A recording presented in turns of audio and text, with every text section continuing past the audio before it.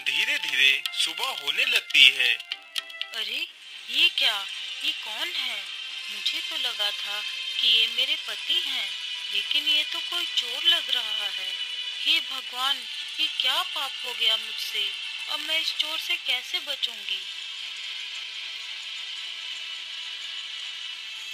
अरे अरे रुको, आप कहाँ भागते चले जा रहे हो? आपका घर कितनी दूर है? अरे तुम कौन हो और तुम मेरे घोड़े पर कहाँ से आ गई? मेरे घोड़े पर तो मेरा मित्र बैठा था, लेकिन तुम कहाँ से आ गई? लेकिन तुम तो कितनी सुंदर हो। मैंने आज तक तुम्हारे जैसी स्त्री नहीं देखी। आज तो मैं भगवान का धन्यवाद देता हूँ कि उसने मेरी शादी नहीं की, क्योंकि मेरी किस्मत में तो तुम जैसी सुंदर स्त्री लिखी थी। हाँ हाँ, क्यों नहीं। मैं तो तुमसे ही विवाह करने के लिए राजमहल छोड़कर तुम्हारे साथ भागकर यहाँ तक आई हूँ। क्या तुम सच कह रही हो? तुम मेरे लिए राजमहल छोड़कर आई हो? मुझे तो लग रहा था कि मैं कलुआ हूँ, मुझसे तो कोई लड़की विवाह नहीं करेगी। हाँ हाँ, मैं सच कह रही हूँ। मैं तुम्हारे लिए ही भागकर आई हूँ, लेकिन मैं तुमसे विवाह करूँ उससे पहले मुझे बहुत जोर की भूख लग रही है। तुम बाजार जाओ और मेरे लिए कुछ खाने को ले आओ। हाँ हाँ, क्यों नहीं मेरी जान। पहले मेरे घर के अंदर तो चलो, फिर मैं तुम्हें खाना भी खिलाऊंगा। लेकिन तुम्हारा घर है कहाँ? यहाँ पर तो कोई घर नहीं दिखाई दे रहा है। अरे मेरी जान, यह गुफा ही तो मेरा घर है। चलो गुफा के अंदर चलते हैं। फिर वह चोर रूपरेखा को गुफा के अंदर ले जाता है। अजी जल्दी जाओ ना, मेरे लिए कुछ खाने को ले आओ, फिर हम लोग बैठ के बहुत सारी बातें करेंगे। अरे नहीं मेरी जान, मैं बाजार नहीं जा सकता। मैं एक चोर हूँ। यदि बाजार जाऊँगा तो मुझे पुलिस पकड़ ले जाएगी और मुझे मार मार कर मेरे हाथ पैर तोड़ देगी। फिर मैं तुमसे विवाह भी नहीं कर पाऊंगा। तुम ऐसा करो, तुम ही बाजार चले जाओ और वहाँ से हमारे लिए भी कुछ खाने को ले आओ। फिर रूपरेखा घोड़े पर बैठती है और वहाँ से निकल पड़ती है। रूपरेखा को चलते चलते शाम हो जाती है, तो वह एक नदी के किनारे एक पेड़ के नीचे बैठ जाती है। उसी पेड़ पर एक हंस हंसनी का जोड़ा बैठा था। अरे स्वामी, कुछ बात कहो तो कुछ रात कटे। क्या कहूँ हंसावती, इस समय 12 बज रहे हैं और आज यदि कोई इंसान इस पेड़ की पत्तियाँ तोड़ ले तो वह इन्हीं पत्तियों से बड़ी बीमारी को ठीक कर सकता है। रूपरेखा उन दोनों हंसों की ये सारी बातें सुन रही थी। रूपरेखा ने जल्दी से पेड़ की पत्तियां तोड़ ली और वहीं पर रूपरेखा ने अपना रूप बदलकर एक मर्दाना भेष बनाया और वहां से निकल पड़ती है। चलते चलते वह एक राज्य में पहुंचती है।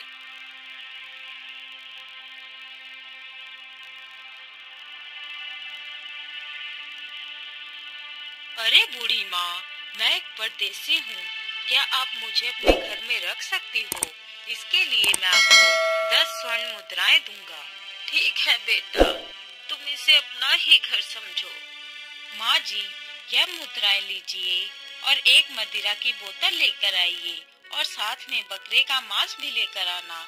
और हाँ, ध्यान रहे, मुझे एक नाचने वाली भी चाहिए। आज रात भर मैं नाच गाना सुनूंगा। अरे बेटा, तुम ये क्या बात कर रहे हो?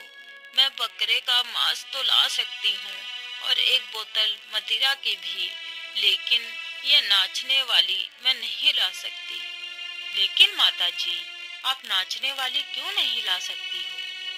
बेटा, हमारे राज्य के राजा की एक ही पुत्री है और वह बहुत ही ज्यादा बीमार रहती है। पता नहीं वह आज ही मर जाए या कल मर जाए, कोई पता नहीं।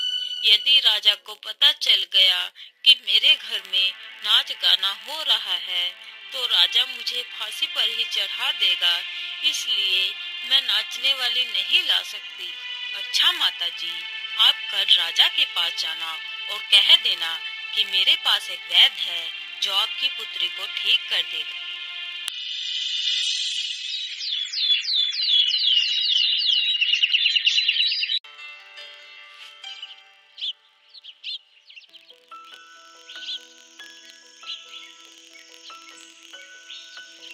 पिताजी, यदि तुम्हारा वैद्य हमारी पुत्री को ठीक कर देगा तो मैं उसी के साथ अपनी पुत्री का विवाह कर दूंगा और उसी का राज तिलक कर उसी को राज्य दे दूंगा। अरे बेटा, मैंने राजा से तुम्हारे बारे में बताया था तो राजा ने कहा यदि तुम राजकुमारी को ठीक कर दोगे तो राजा राजकुमारी का विवाह आपके साथ करके आपको इस राज्य का राजा बना देंगे। फिर रूपरेखा राजमहल जाती है और उन्हीं पत्तियों को निकालकर पीसती है और राजकुमारी को पिलाती है। देखो देखो पिताजी, अब तो मैं बिल्कुल ठीक हो गई हूँ। अब तो मैं अपने आप ही खड़ी हो सकती हूँ। देखो पिताजी, यह तो चमत्कार हो गया है। हे वैद्य, आज मैं बहुत खुश हूँ जो तुमने मेरी पुत्री को ठीक कर दिया। इसलिए मैं अपने कहे अनुसार अपनी पुत्री का विवाह तुम्हारे साथ करना चाहता हूँ और यह संपूर्ण राज्य तुम्हें सौंपना चाहता हूँ। महाराज, मैं विवाह तो कर सकता हूँ, लेकिन मैं विवाह अपने रीति रिवाज से करूँगा। ठीक है बेटा, बताओ तुम्हारा क्या रीति रिवाज है। मैं तुम्हारे रीति रिवाज के अनुसार ही कार्य करूँगा। महाराज, विवाह के पश्चात 6 महीने तक लड़का लड़की पास नहीं आते हैं। फिर राजा अपनी पुत्री का विवाह रूपरेखा के साथ कर देता है और रूपरेखा का राज तिलक कर देता है। उधर श्यामा कुमार और वह राजा तथा वह चोर तीनों रूपरेखा के वियोग में तड़पने लगते हैं और इधर उधर भटकने लगते हैं। महाराज, आज मैं अपने राज्य की सैर करना चाहता हूँ और देखता हूँ कि कौन मनुष्य सुख में है, कौन दुख में है तथा कौन अपराधी है।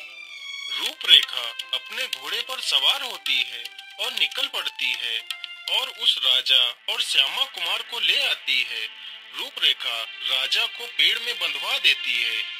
हाय हाय मेरी रूपरेखा, तुम मुझे छोड़कर कहाँ चली गई? हाय मेरी रूपरेखा, अब मैं तुम्हारे वियोग में पागल हो गया हूँ।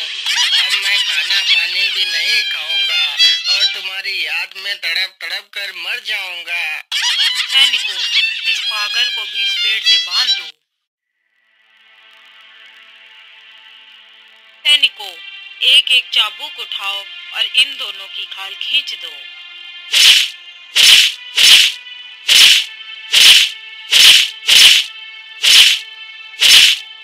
अब तुम दोनों बोलो कि रूपरेखा नहीं बोलूंगा, नहीं तो मार मार कर तुम्हारी चमड़ी खींच लूंगा। अरे महाराज, बस एक बार हमें छोड़ दीजिए। अब मैं कभी भी रूपरेखा का नाम नहीं लूंगा।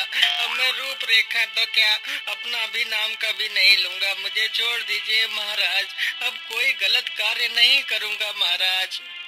फिर रूपरेखा उन दोनों को छोड़ देती है और अपनी पूरी कहानी वहाँ के राजा को बताती है। तो राजा श्यामा कुमार को ही उस राज्य का राजा बना देते हैं। फिर श्यामा कुमार अपनी दोनों रानियों के साथ उस राज्य में राज करने लगता है। मज़ीद इस तरह की स्टोरीज देखने के लिए हमारे चैनल को लाइक, कमेंट, सब्सक्राइब लाज़िम करें।